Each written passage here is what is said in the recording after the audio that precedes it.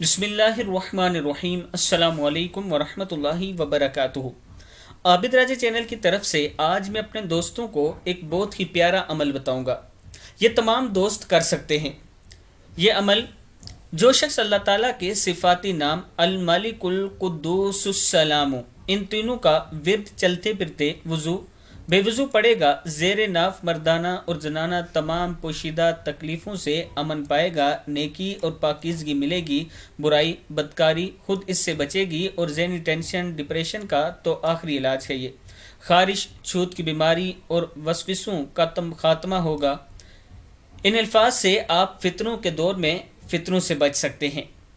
हर नमाज के बाद 21 मरतबा पढ़ा करें और अगर चलते फिरते पढ़ सकते हैं तो लातादाद पढ़ा करें, इसका आपको बहुत ज़्यादा फ़ायदा होगा। और नमाज के बाद ये बात याद रखें कि मसनून दुआएं जो नबी अकरम सल्लल्लाहु अलैहि व आलिहि वसल्लम ने बताई हैं उनके बाद आपने ये पढ़ना है, पहले वो दुआएं पढ़नी हैं।